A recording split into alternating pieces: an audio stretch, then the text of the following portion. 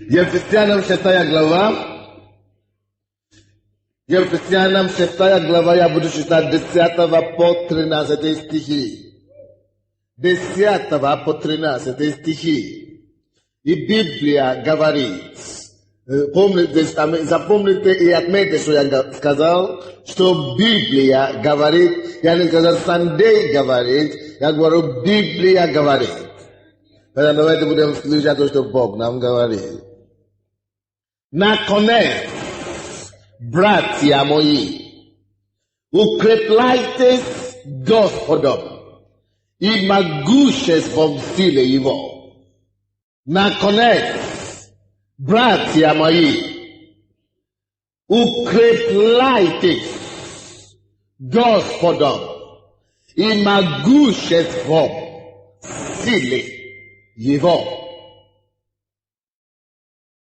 Наконец, братья мои, и вы должны знать, что это включает люди сестрам, укрепляйтесь Господи. Укрепляйтесь Господом и могуществом силы Его. 11 стих. Облекитесь во все оружие Божье, чтобы вам можно было стать против казней дьявольских. Потому что наша брань не против крови и плоти, но против начальств, против властей, против мироправителей тьмы века этого, против духов злобы поднебесных. 13 стих. Для этого примите все оружие Божие, дабы вы могли противостать в день злой и все преодолевши устоять. Я читал 13 стих еще раз. Для этого примите все оружие Божие, дабы вы могли противостать в день злой и все преодолевши устоять. Бог и Библия, поэтому я сказал, Библия сказал, ничего не скрывает от нас. Бог от нас ничего не скрывает. Бог говорит для нашей пользы. Ему не надо эти вещи, потому что у него там нет проблемы. Бог говорит ради тебя. Поэтому ты заинтересован в этом слове. Или, по крайней мере, ты должен заинтересоваться в этом слове. И заметьте себе одно предложение, которое очень интересно в этом 13 стихе, о чем я проповедую сегодня. Что ты сделаешь? Моя тема моей проповеди. Что ты сделаешь в день злой? Что ты сделаешь в день злой?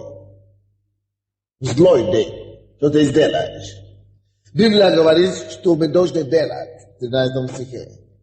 Для этого, потому что есть брань, который не против крови и плоти. Для этого, потому что есть начальство, которое невидимые нам. Для этого, потому что есть силы поднебесные, силы тьмы, которые противостоят людям здесь на земле. Для этого ты, как человек Божий, как верующий, как человек, который знает Бога, как человек, который считает Слово Божие, ты прими все оружие Божие, дабы ты мог противостать в день злой и все преодолевши устоять.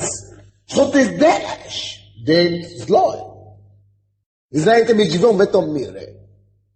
В этом мире va переведешь на что это есть злой мир. В этом мире плохие вещи происходят. Даже если тебя люди не сделают плохо, или если даже тебя никто никогда еще не сделал плохо, или ты никогда не плохо никому еще никогда не делал, то хочешь не хочешь, есть некоторые злые вещи, которые обрушат на тебя, только потому что ты живешь в этом злом мире. В этом злом мире есть болезнь. В этом мире есть немощи. В этом мире есть проблемы, которые придут на тебе, хочешь, не хочешь, и которые независимы от тебя или от страны, где ты живешь, от твоей квартиры, от твоего имения, от твоего богатства или от твоей нищеты. Есть некоторые обстоятельства, от которых ты не можешь убегать или укрыться. Есть некоторые вещи, которые будут давить на тебя, которые будут принести тебе неприятности. Это день или подобные дни в жизни человека Бог называет, Библия называет день злой. И Бог знает, и Бог очень хочет, чтобы мы, как дети Божьи, чтобы мы знали, что такие дни бывают. Чтобы это не был сюрпризом для нас, чтобы это нас не было неожиданность, чтобы это для нас не было сюрпризом, чтобы мы не сдались и не упали лицом на землю. Когда такие дни придут против нас, мы должны быть в готовности противостоять и устоять день злой. Поэтому Бог говорит, я прочитаю этот стих еще раз, 13. Для этого примите все оружие Божье, дабы, чтобы вы могли противостоять день злой. Я уже сказал, что Бог это не скрывает от вас. То будет день, или будут дни, такие дни неприятности, когда на тебя может обрушить вещи, которые ты не желал и не желаешь. То есть у всех проблемы, и у всех будут всегда проблемы. Но проблема с людьми в том, что они не все готовы встречать проблемы. Некоторые говорят, что да, поэтому я работаю с утра до вечера, чтобы зарабатывать себе деньги. Когда я буду богат, тогда я смогу встретить любые проблемы. Да, ты можешь встретить некоторые проблемы с помощью денег. Но большинство проблем, которые здесь на свете существуют, ты не сможешь решать. Даже с деньгами. Я могу сказать вам, что прямо сегодня есть много миллионеров, которые лежат в больнице. И врачи им говорят, жалко, но мы ничего не можем вам помочь. Ничем не можем вам помочь. Тебе надо сверхсилы врача. Тебе надо выше силы, чем силы врача, чтобы тебе помочь. Аминь. Поэтому я проповедую об этой теме. Что ты сделаешь в день злой? Упадешь ли ты? Видите, Библия говорит, что в день злой, чтобы преодолевшись, устоять. Это воля Божья для нас, верующих. Поэтому я проповедую эту проповедь сегодня. Что какой бы злой, какая бы ни была злость, какая бы ни была проблема, какая бы ни была трудность, какое бы ни было испытание или искушение. Чтобы ты мог сказать, но любое искушение Божьей помощью. И вместе с Богом я устаю. Чтобы в день злой устоять.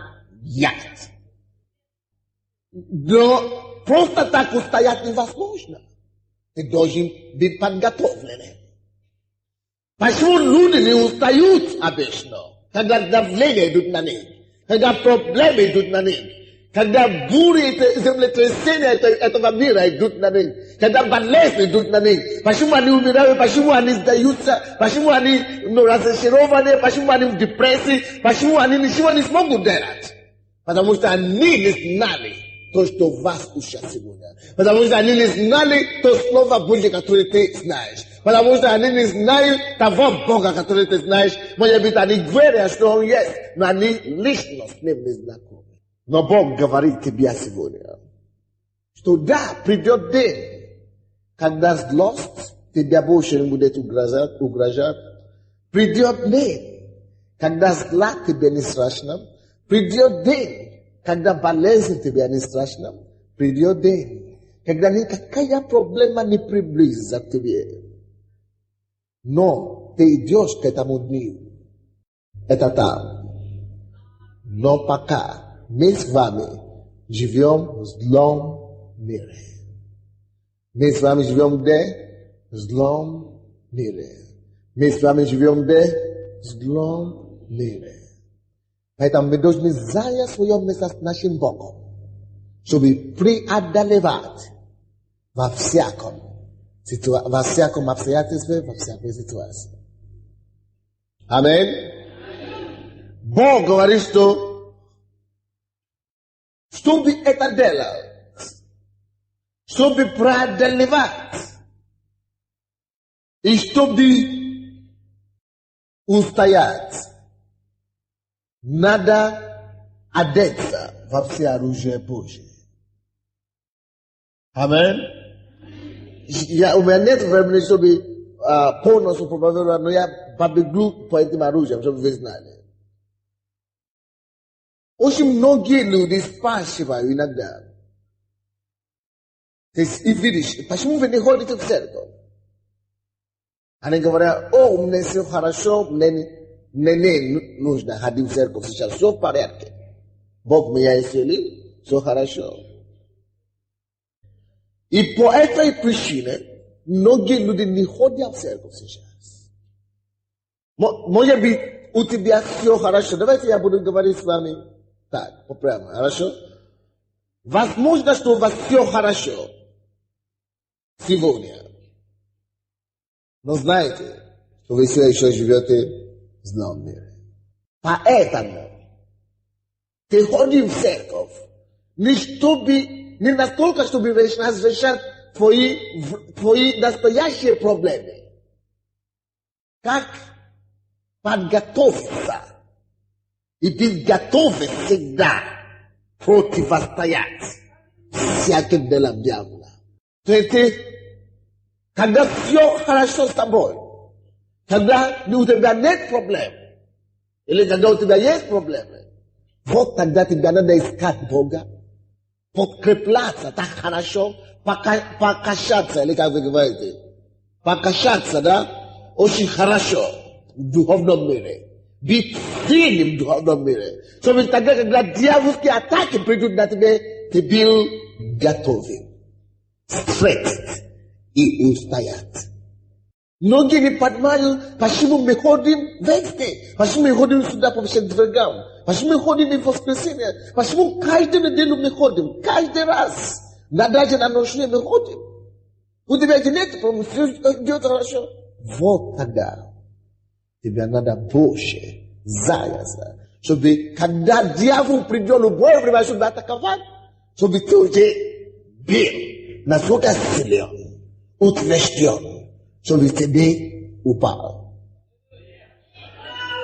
Только таким образом люди не падают. Только таким образом люди устают против злости этого мира. Вы не можете укрыться от этого. Вы не можете убегать от того факта, что этот мир лежит весь возле. На каждом шагу. Вы видите, вас человек здесь сегодня многие стоят, но вы ездили со всех районов, со многих районов Киева, да? Чтобы добраться сюда. И вы добрались сюда без проблем. Но это не со всеми, это бывает так. Я вам скажу что-то.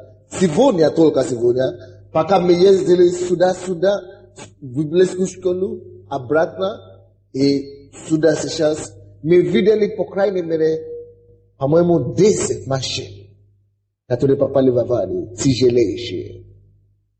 Утром я не видел, но люди, которые со мной сидели, сказали, 3 машины прямо здесь, они очень сильно друг друга. Люди попадают в больницу, некоторые умерли, вчера то же самое.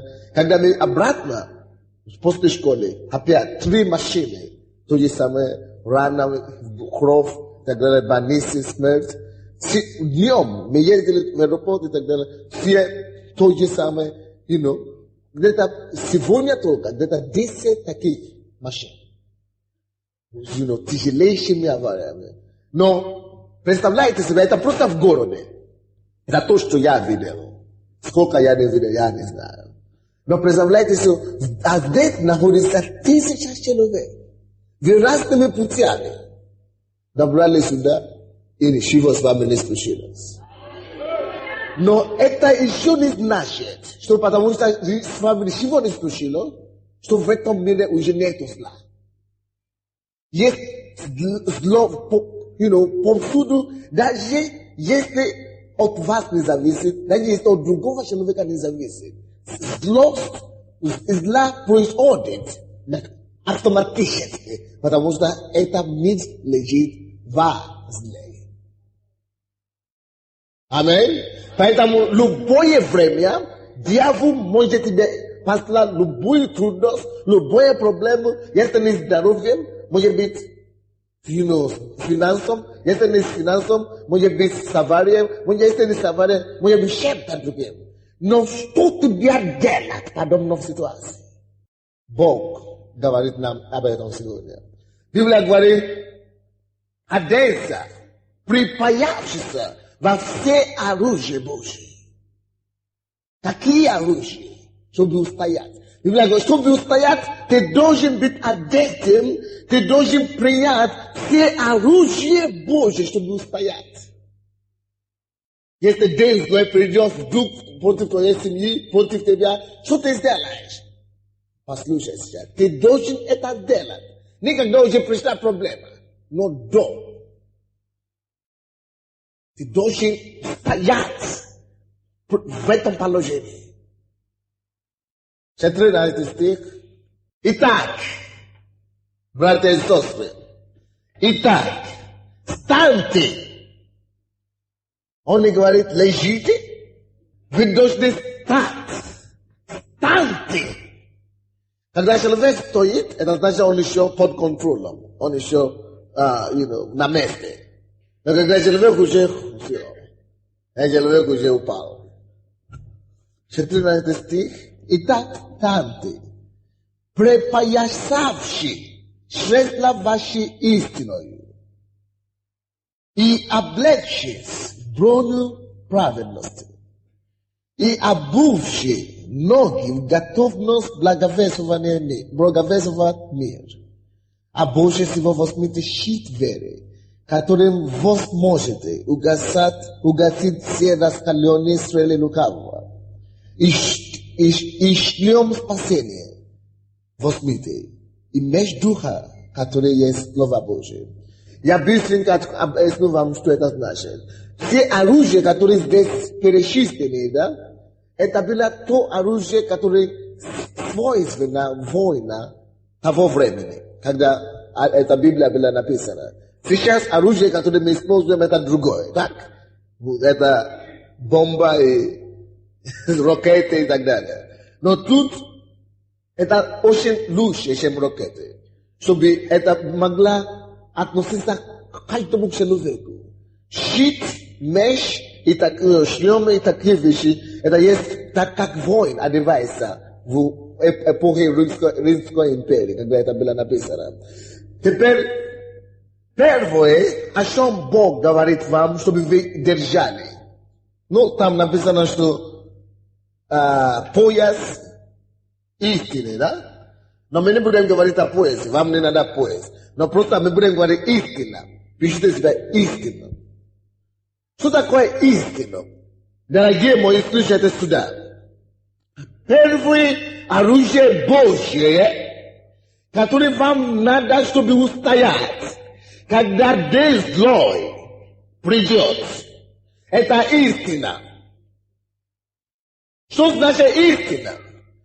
Обычно, когда проблемы приходят на людей, неприятности приходят в жизнь людей, они или дьявол очень часто стараются удалить или уводить их от истины, чтобы они не понимали, почему это так. И кто из вас знает, что когда неприятности, обычно люди говорят, почему я. Это с вами когда-то было такое? Когда у вас проблема, почему я? Так? Это совсем так бывает. Почему вы задаете такой вопрос, почему я? Потому что вы думаете, что это несправедливо. Почему Бог допустил, чтобы это случилось со мною? Почему Он это не увел? Почему Он именно со мною? Он допустил, чтобы это случилось. Пускай это случилось с другим человеком, но не со мной.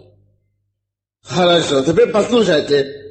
Истина заключается в том, и я вам скажу, что это вопрос, почему я, это не от Бога. Это дьявол засунул такой вопрос в голову. Потому что дьявол, во-первых, вы должны знать истину. Истину, первое, которую вы должны знать, поэтому он говорит, поиск истины о том, что не Бог делал вам плохо. Пишите себя. Какая бы обстоятельства, где зло, вы должны знать, откуда зло идет, не от Бога.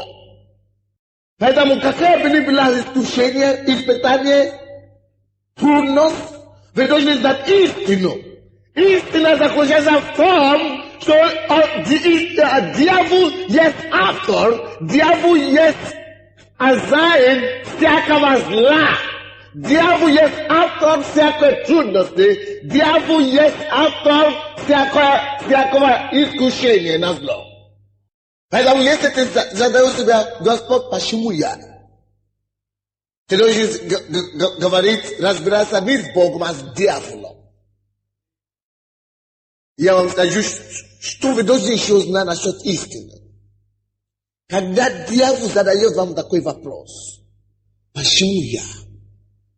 Он сунет это вам, чтобы вы обвиняли Бога, чтобы вы не вспомнили, что это Он поставил это вам. Видите, я вам что-то скажу. Дьявол делает человеку плохо. Дьявол бьет тебя так, или он толкает тебя, чтобы ты упал.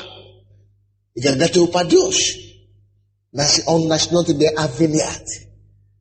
Почему ты пошел туда? Почему ты пошел туда? Вот ты уже теперь упал. Почему ты пошел? Вот ты виноват.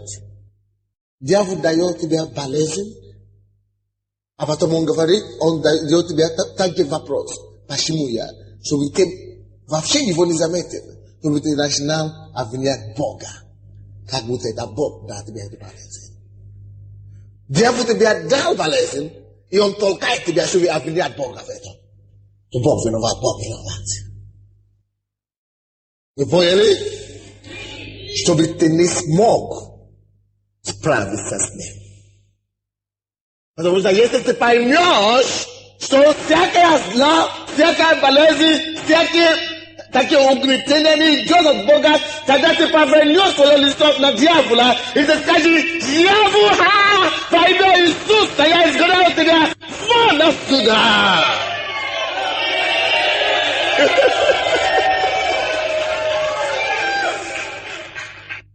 Его не выгонял, чтобы ты его не дал, чтобы ты ему не дал. Потому что написано, Иаков 4:7, что против вас той дьявола, и он убежит от тебя. Вот такое истина. Поиск истину. Ты должен знать истину о Боге. Что такое Бог для тебя? Ты должен знать истину о том. По-моему, Римлянам 8:31. Что Бог не против тебя.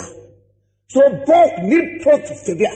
Это есть истина Слова Божьей. Библия говорит, если Бог за нас, to może być przeciw nas. To jest Bóg tylko za ciebie. Скажи, Бог за мною. Бог за меня. Бог за меня. Бог не против меня никогда. Это есть одна из истин, которую ты должен знать. Припаять себя с этой истиной. Чтобы не случилось, я смогу еще подойти к моему отцу. Бог есть мой отец, он не против меня. Даже если я загрешил, он помилует меня. Это есть истину, которую ты должен знать. Поэтому все, что бы ни происходило с тобой, ты знаешь, что Бог вместе с тобой ищет выход для тебя. Он ищет на каждом шагу вместе с тобой выход, чтобы тебя вырвать с этого положения. Поэтому не обвини Бога. Я прошу тебя, не обвини Бога. Не обвини Бога. Он ищет выход для тебя, не обвини его. Это дьявол есть хозяин. Дьявол есть автор неприятностей. Дьявол есть хозяин проблем. Дьявол есть хозяин болезни. Дьявол есть того, кто дает тебе неприятности и толкает тебя, чтобы ты не обвинял Бога в этом. А ты знаешь, что Бог за тобою. Он ищет твой выход. Он ищет твое освобождение. Он ищет твое решение. Он за тобою. Он не против тебя. Если ты это будешь осознать и будешь повернуть твое лицо на дьявола, и ты будешь прогонять дьявола, то увидишь победу. Что Бог вместе с тобой прогонит этого дьявола, и он убежит от тебя. Аллилуйя.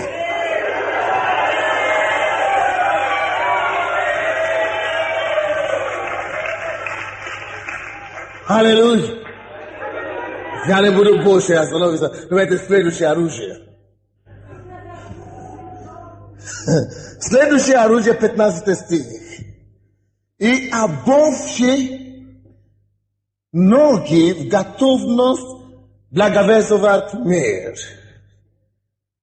Я уже вам сказал, что первое, что вам надо делать, это знать истину. Что Бог не против вас, Он за вас. Второе, что нужно делать, это начинать говорить. Рассказывать другим о тех благостях, о тех добрых делах, о тех вещах, которые Бог делает для тебя. Аминь. Начни рассказать Богу, начни рассказать людям о том, как Бог тебя в прошлом исцелял. Слышите сюда, на меня смотрите, аллилуйя. О том, как Бог тебя вчера исцелял. О том, как Бог тебя освободил от того. О том, как тебя Бог услышал тебя тогда. Начни исповедовать твою веру. Начни рассказывать людям благую весть. Благие новости о том, что Бог делает в твоей жизни, жизни других людей, и о том, что Бог делает хорошо. Почему? Потому что вы уже знаете, что дьявол делает тебя зло, он делает тебя плохо, и он хочет, чтобы ты обвинял Бога. Но когда ты начнешь благовествовать, ты не можешь обвинять Бога, когда ты благовествуешь, ты прославляешь его. Ты ему делаешь хорошо. Ты ему делаешь хорошо. Аллилуйя. А в это время я вам скажу, что вы делаете для дьявола. Откровение.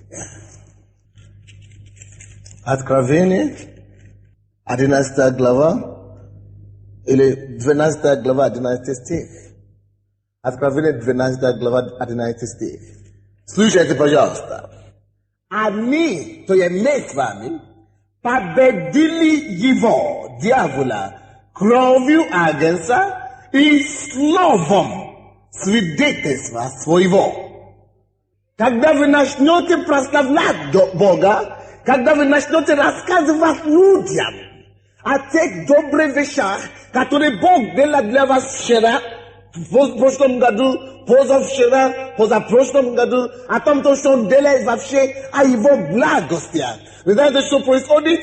Вы одерживаете таким образом настоящую победу над кем? Над дьяволом. Дьяволу это не нравится. И когда он начнет видеть, что вам плохо, а вы свидетельствуете,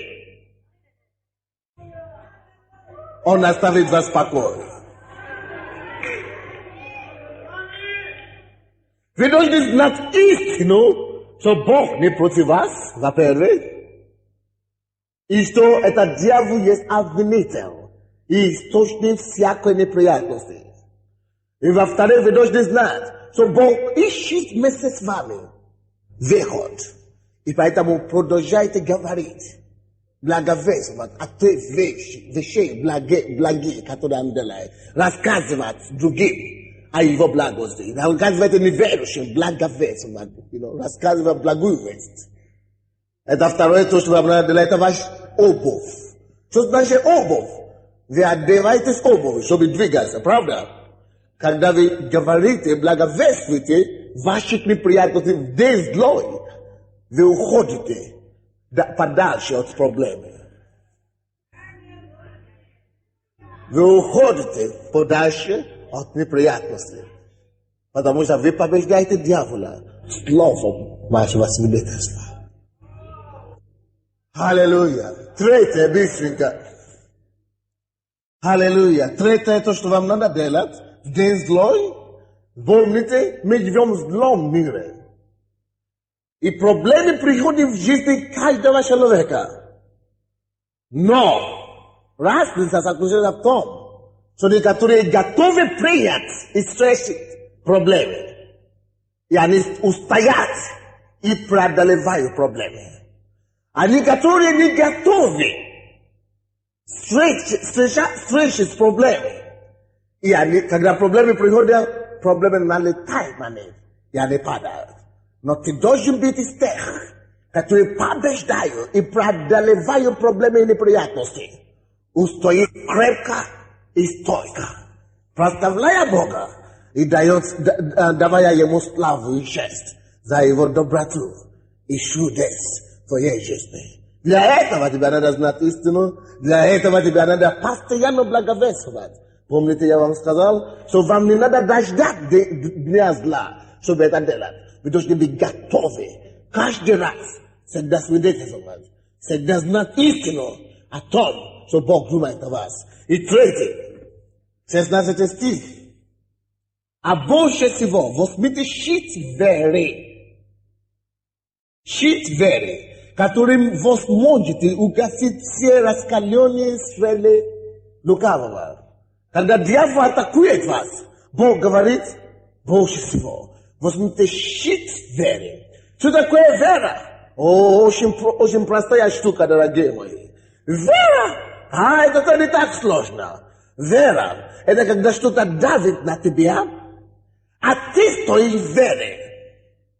Невидимом, что я не принимаю те плохие обстоятельства, те проблемы, которые обрушились на меня, я это не принимаю, я отрекаюсь от этого, и я вижу решение. Я беру то, что Бог мне дает. Я беру то ответ на эту проблему, которую Бог мне дает. То есть, допустим, если недавно, у меня было такое свидетельство на ночной молитве, дьявол мне дал симптомы, аппендицита. Все симптомы. Врачи мне просмотрели, сказали, если вы были другой человек, мы бы уже оперировали вас. Но потому что вы проповедник, и вы пастор, мы думаем, что может быть, вы сможете помочь себе.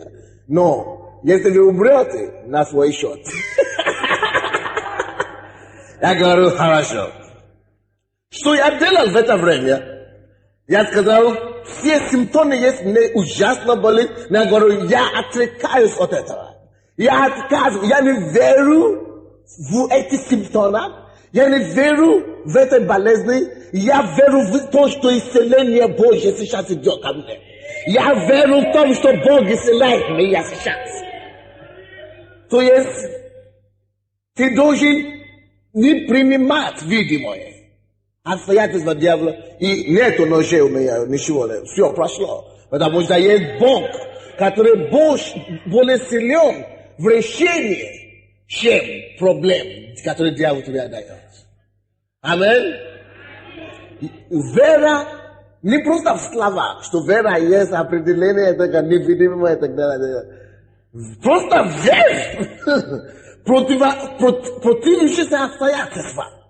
Что все возможно вместе с моим Богом. Бог не даст решение.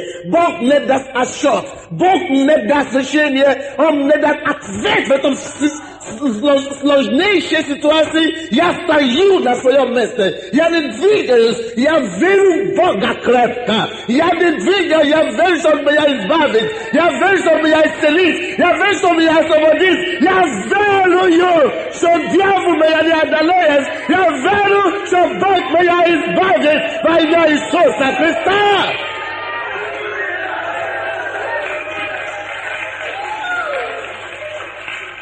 Вот в чем вера. Вера именно в этом заключается. Вера заключается в том, что ты стоишь в верности Бога. Что Бог не обманывает, что Бог не лжет, что Он тебя избавит. Что Он даст тебе спросимое. Он даст меня. Я верю в моего Бога. Как ребенок верит своей матери. Как ребенок верит своему отцу. Я верю в моему Отцу Небесному. Вот такое вера. То есть не двигаться с обстоятельствами. Не двигаться с течениями проблем. Не двигаться, когда все люди говорят, о, повышение цен плохо. Мы не выживем. Мы умрем с голода. Я не умру с голода, я дитё Божье. Бог мне дал все кушать. А ты говоришь, что ты говоришь, Бог тебе даст хлеб? А у тебя даже соли нету дома. А я знаю, что Бог не даст. Бог, я благодарю тебя, что ты мне дашь соли обманывай. Я вам скажу, до того, как последние кусочки хлеба закончатся, Бог привезет тебя грузовик с этими вещами. Вера – это не принимать то, что обстоятельства давят на тебе, не принимать то, что дьявол старается тебе дать через обман и через симптомы, а верить в Бога, просто стоять в Бога, что Бог не даст ответ и решение. Бог не даст выход там, где нет выхода. Вот это вера. Просто стой твердо, я получу ответ. Я вам расскажу пример, допустим. Специалисты, есть церкви, много церквей, я это говорю по секрету, но я скажу все равно, слава Богу. Все люди мне сказали невозможно. Все мои друзья, пастора в городе, они уже по 2 года, по 3 года подавали заявление на землю, чтобы получить землю. А я сказал, мы должны получить землю в течение месяца. Это было в декабре месяца. Мы молились в это время, и постили. И мы говорили, а специалисты пришли, которые уже пробивали и уже получили землю, уже построили подобную церковь для немецкую церковь. И они сказали, мы пробивали через течение года. Они говорили, вообще-то, хороший год, меньше года невозможно. Это просто порядок такой. Может быть, от силы. Если вы будете давать очень много взятки, да, может быть, через полгода. Но мы говорили, мы сказали, во-первых, мы не даем взятки, неверующие. Во-вторых, Бог за нас. Я уже начал говорить, если уже по закону невозможно быстрее года, что поделать. Но я знаю, что в духе я уже сказал, что в течение месяца мы должны это получить. Вот, это было в декабре, сейчас январь, да, в феврале еще не пришел.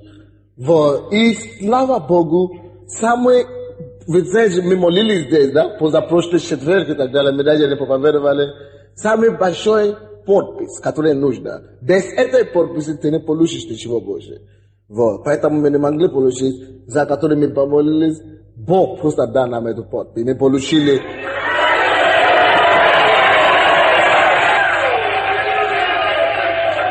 Вы знаете, что я даже боюсь другим пасторам сказать, потому что я не знаю, какая будет реакция. Серьезно. Поэтому я советую вам, не спешите. Не спешите нас носить по городу, хорошо? Попозже. Пускай они тоже получат, тогда мы все будем радоваться.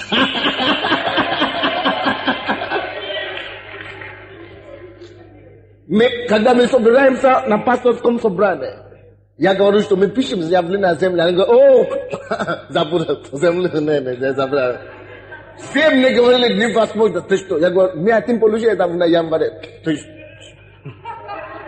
Ты знаешь, сколько нас уже лежит? Ты знаешь, сколько мы уже ходим? Ты знаешь, кто у нас ходит? Депутат, кто ходит, кто другой. Я говорю, но что такое вера? Вера говорит, но я верю Богу, что Бог сделает. Бог делает. Бог делает.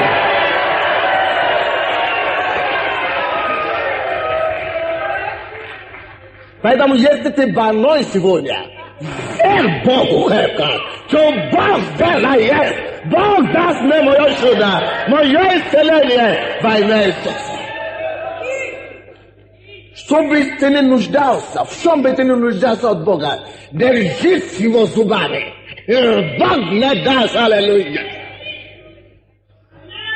Не принимай советы дьявола, не принимай советы от сатаны, не принимай советы от бесов, не принимай советы от мира, принимай то, что Слово Божье говорит.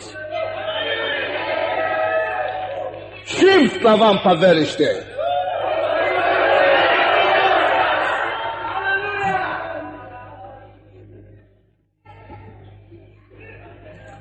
Щит веры, вот что это значит. Поэтому написано щит веры. Щит это как то, что защищает, да? От удара, так, отражает удары, правда? Не принимай вот щит веры. Да.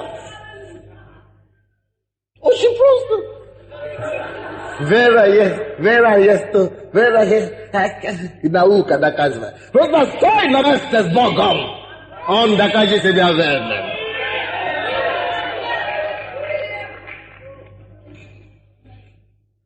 И 17 стих.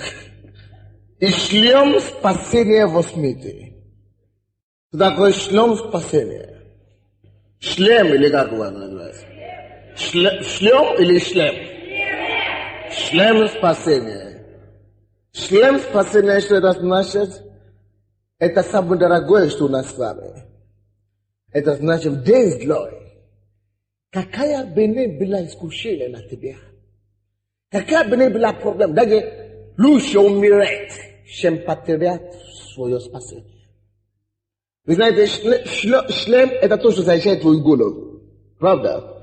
Если пуль удастся войти в свою голову, мозг, уже это уже смерть. Твое спасение. Даже если ты умрешь в плоти, физически, твое спасение должно быть охраняемое до конца. Ты должен охранять и защищать твое спасение до конца. Даже Библия говорит, лучше, чтобы умереть, не имея глаз, да? И попасть в Царство Божие, чем имея двумя глазами и попасть в ад. Лучше не иметь ноги, не иметь руки и попасть в Царство Божие, чем иметь руки, ноги и попасть в ад. У тебя нету ничего дороже, чем спасение, которое у тебя есть. Поэтому вот на колени стою перед вами всеми. Дорожите ваше спасение. Своей жизнью дорожите ваше спасение. Вы знаете почему? Очень просто. Потому что эта жизнь, которая у нас есть здесь, maybe она продлится до 80, 100 лет, 120, 150.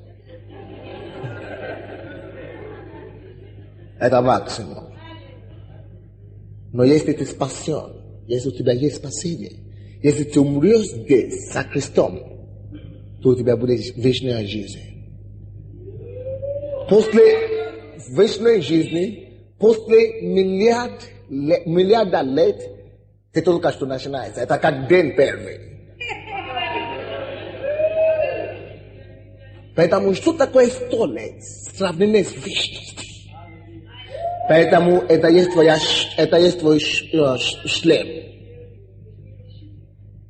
Ты должен защищать свое спасение.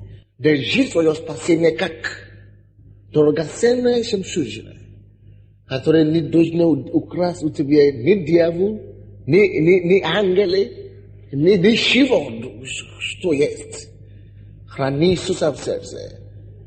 И прими решение, что чтобы это не стоило, ты увидишься с Иисусом Христом лицом к лицу. Мы должны видеть Иисуса.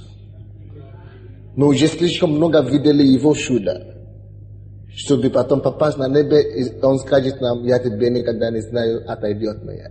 Нет, небо слишком дорого, ад слишком жестокий, ад слишком плохой. То же самое, человек, который умрет без Бога, пойдет туда.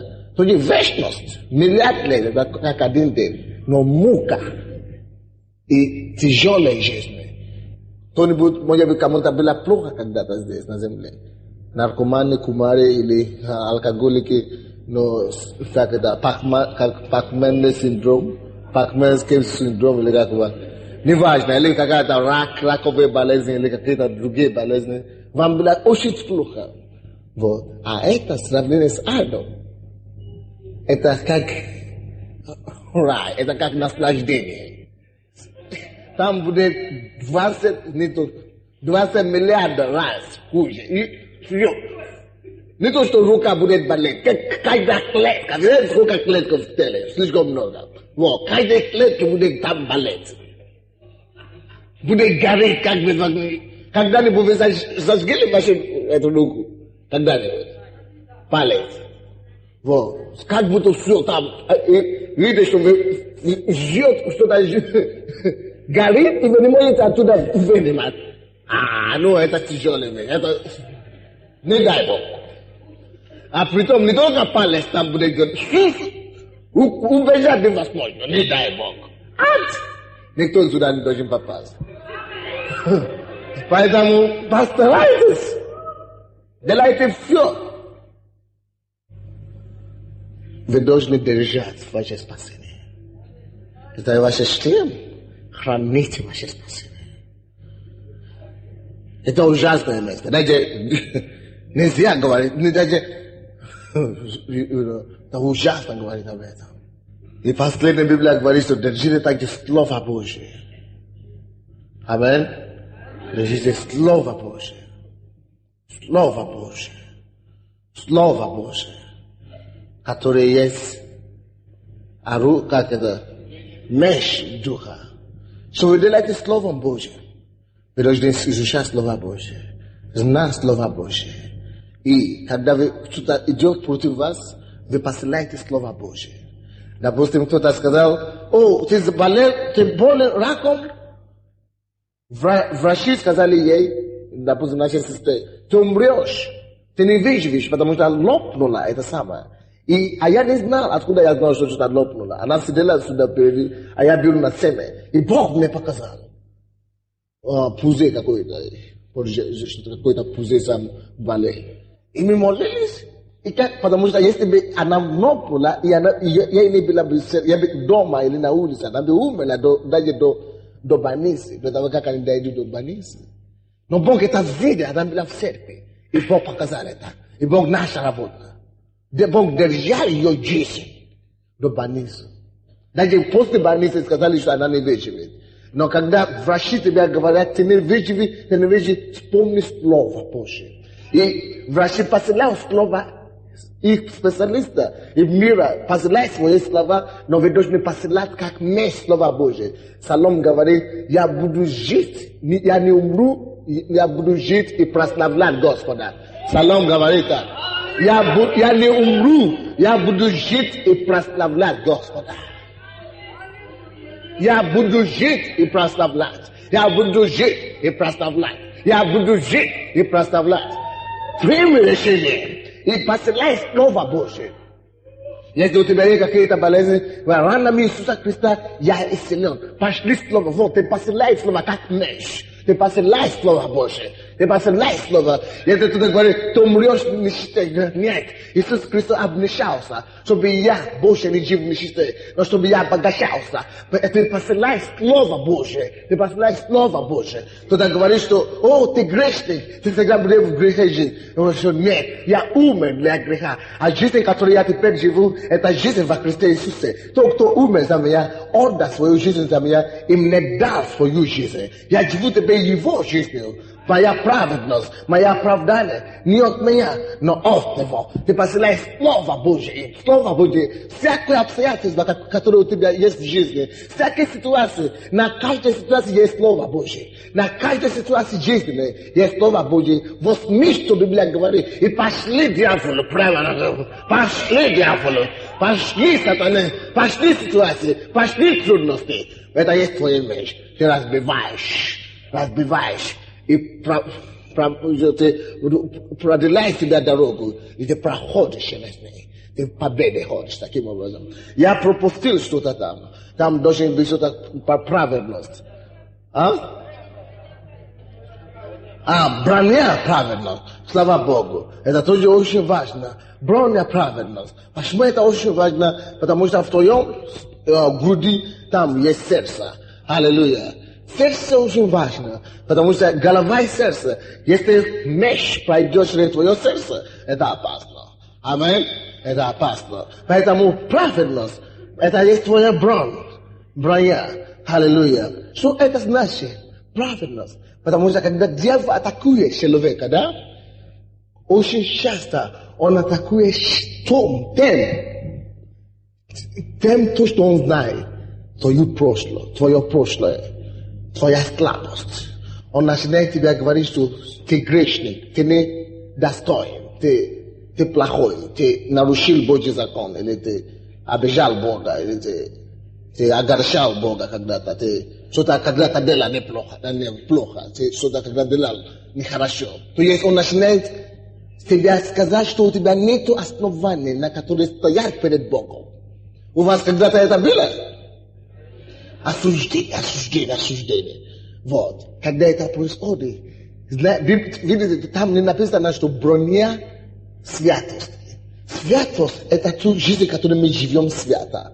Но праведность мы получаем как дар от Бога. Поэтому, когда он начинает тебя обвинять, да, я такой грешник, но слава Богу, что Бог мне дает праведность не по моим делам. Аллилуйя. Он просто сам решил мне дать праведность. И он собрал мои грехи и дал мне свою праведность. Я имею праведность. Праведное стоять перед Богом. Праведность. Что это обозначает? Праведно стоять перед Богом. Я праведно стою перед Богом благодаря Иисусу. Если он не праведный, тогда я не праведный. Но он был праведником, он взял мои, а я был грешником, он взял мои все грехи, он нанес на себе и мне дал свою праведность. Это написано в Исайя 54:17. Там написано их оправдание от меня. Что ты уже скажешь, что теперь уже скажет дьявол? Ничего.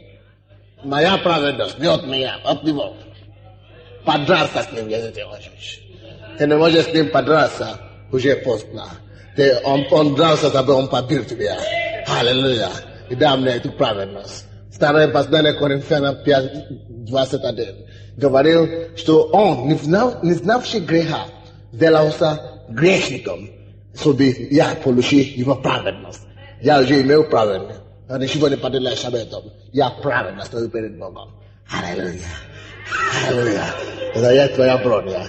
Ты в защите, дорогой мой. Поэтому каждый день вашей жизни будьте уверены, что вы ходите в истине, что Бог за вами. Он не против вас. Аллилуйя.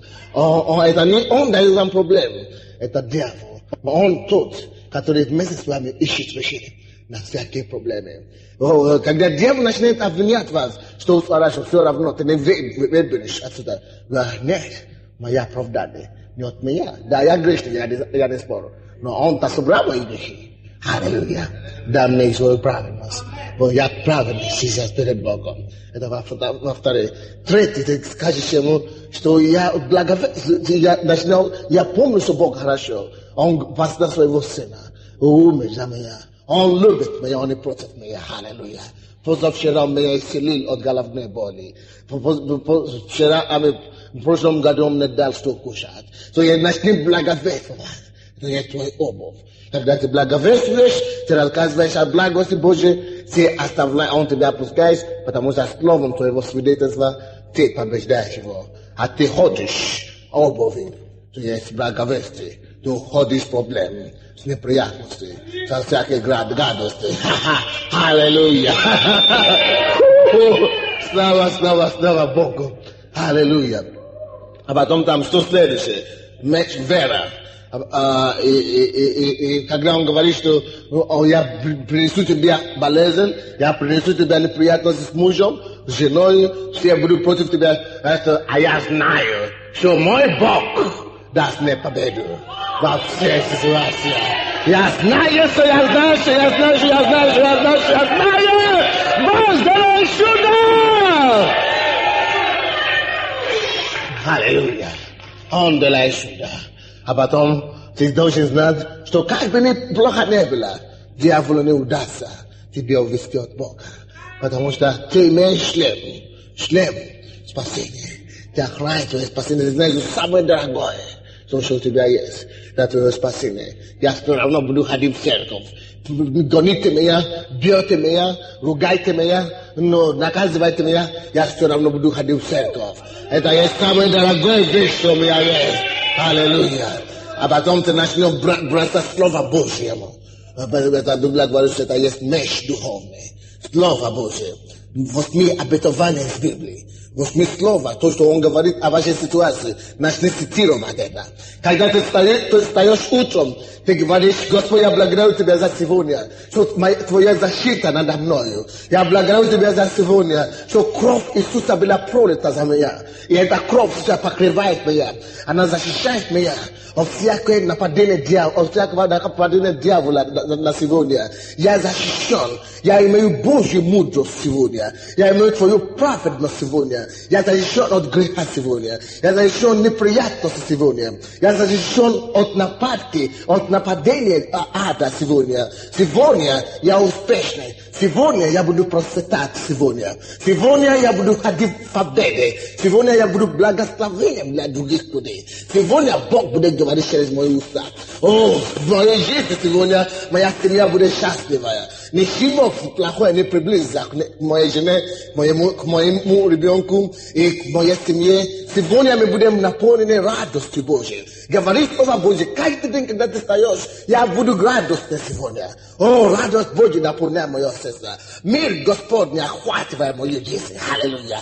Праведность Божья окружает меня. Я хожу в победе сегодня. Я имею Божий ум сегодня. Божье разумение. Божья мудрость. Аллилуйя. Каждый день, когда ты стоишь, когда ты ходишь в метро, на трамвае, на машине, где бы ты ни был, цитируй Библию. Цитируй Библию. Цитируй все то, что Бог делает для тебя, то, что Он обещает тебе. Не забудь о Его благодеянии, говорит Господь. Не забудь о Его обетовании. Не забудь о